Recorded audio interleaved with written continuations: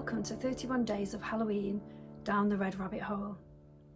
I'm author Nicola Blackwell. I write the Substack newsletter Lost in Folklore, where I explore folk tales, fairy stories, myths and monsters.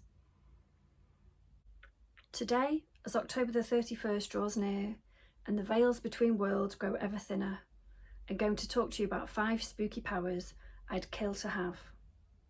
So if you're sitting comfortably, let us begin. 5 spooky powers I'd kill to have. Number 1, Bat's transformation. Picture the scene. Your great uncle Jeff is deep into a lecture about his passion for steam locomotives. Or you've delivered an absolute zinger of a joke, are surrounded by admirers and need to make a fast exit before your personality ruins it. Or a construction worker just shouted, "Cheer up love, it might never happen." What's your best move in all these scenarios? Well, naturally, you're going to want to turn into a bat. First seen in Bram Stoker's novel Dracula, in this book the Count also turns into a wolf and a mist. I'm going to save the latter for when I lock myself out of the house again. There are suggestions that Dracula could transform into a swarm of bats, which would certainly make a statement, but I can't find evidence that this ever happened in a film or book, or if it was just an idea that got passed around and so is now taken as fact. So for now, we're sticking with the old school singular. Think of it. You'd be at once elusive, dramatic and downright frightening, which coincidentally is also my LinkedIn bio. There's just no topping this as a conversational full stop. Turning into a bat is the ultimate mic drop. Bonus points if you hang around to drain the blood of that construction worker, or suck just enough of Uncle Jeff's AB negative that he has to shut the hell up about the Flying Scotsman. Number 2, broomstick riding.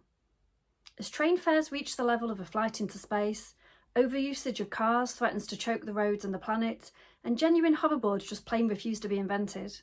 Being able to bewitch a broomstick and have it transport you to that urgent meeting is looking pretty good right now.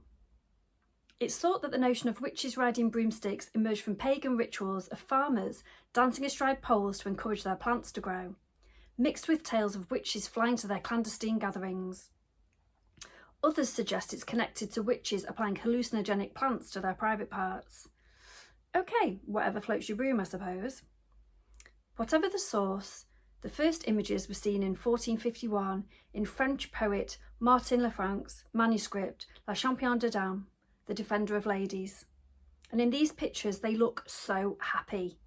No rush hour rage, no sweaty armpit train trauma, crucially no other people. Just a Wiccan, their trusty besom and the open skies. Bliss. I mean, true, those happy faces might well be due to the plant drugs they're currently dry humping, but what the hell? I'm terrible at housework anyway. My yard brush might as well be good for something. Number 3, returning from the dead. The first depiction of a kind of zombie was said to be in the book The Magic Island, 1929, by William Seabrook, in which a corpse was reanimated by voodoo. But the zombie was later firmly entrenched in the public's imagination by George A. Romero's 1968 film Night of the Living Dead. And okay, even though zombies have evolved since then, I know it's still not the most obvious aspirational lifestyle, what with the greyish pallor and all that shuffling. I've got enough of that going on while I'm alive, thanks very much. But setting aside the putrefying innards and the taste for human flesh for a moment, there are some upsides to returning from the grave. In fact, some might say the undead era is absolutely #living your best life. In this harrowing time of late-stage capitalism. I mean, how much more off the grid can you be? You don't even have a nervous system. Think of it, no need for a job, and anyway, who's going to hire someone who stinks of putrid flesh and might take a chunk out of the customers? Okay, maybe that fast food place your Tinder date took you to. No outgoings, zombies don't need a house, a car, Wi-Fi or an air fryer, which mercifully also cuts down on the number of conversations about air fryers. And best of all, you can forage your meals from the streets like a proper freegan, targeting the worst of humanity, your toxic exes, your estate agents, while doing good for the planet by reducing waste, challenging overconsumption and protesting the ethical impact of capitalistic economies. Elon Musk better watch out, I foresee quite the scrum at his buffet. Number 4, cursing. Witches casting curses is a staple plot of folklore, myth and literature, from the White Witch of Narnia, who made it always winter and never Christmas, to Athena cursing Medusa to her serpentine, bad hair day and petrifying visage. And while of course not all witches serve the dark side, and while of course we would never really curse anyone, boy wouldn't it be a handy skill to have sometimes. I'd like to think I'd keep it to strictly righteous causes, but the thing about hexing is, you can see how it would easily get out of hand. 1 minute you're cursing a military dictator with a bout of syphilis, or dooming a serial killer to a nasty demise. The next you're sticking pins in the poppet of your next door neighbour over a row about his sexy garden gnome. We need guidelines, certainly we do. So curses are only to be used on the most serious of cases. No cursing traffic wardens, cold callers or crocs wearers. Absolutely no hexing people who use their phones in the cinema. Right? I mean, probably. Right? Right. Probably. And absolutely zero tolerance on cursing internet haters to a lifetime of misfortune. Because how would they even know the difference? And lastly, number 5, Frankenstein's monster parts. Let's be clear.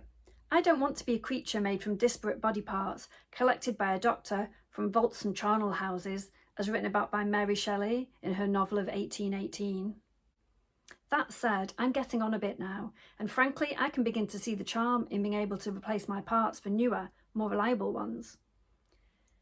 Dr. Frankenstein started with a skeleton and went from there. I've got a bit more to work with, but there are definitely some areas that could do with an upgrade. Let's see. What did the monster end up with? Limbs. Its limbs were in proportion.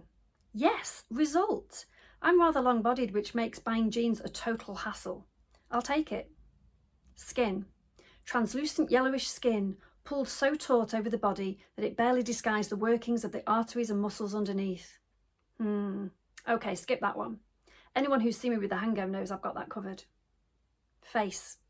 I had selected its features as beautiful, beautiful, great God. Yes, please. I look pretty good at a certain angle in favourable weather conditions, but it's hard work always facing south by southwest and a moderate breeze. Eyes. Eyes, if they may be called so, were a dull yellow. As above, I've got that covered. Hair and teeth. The hair of the creature was a lustrous black and flowing, his teeth of a pearly whiteness. Shut up and take my money. Lips. His lips were straight and black. Well, I don't mind a black lip actually. Takes me back to my 90s grunge days. And saves money on cosmetics. Done. Overall visage. The features of the monster were expressive of a wildness and rage. His teeth chattered and his eyes rolled. I mean, this sounds like the resting bitch face I've already got. I think I'll leave it for now.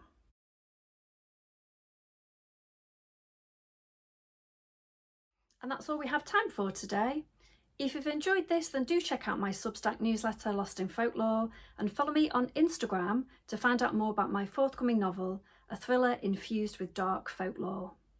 I'd like to thank you for being with me here in this dark little hole and remind you to follow the Red Rabbit on social media. Do subscribe as it costs you nothing and it makes a big difference to the podcast. It encourages your usual hosts, MV Peacock and Lisa Shepherd, to continue their mad rabblings on here.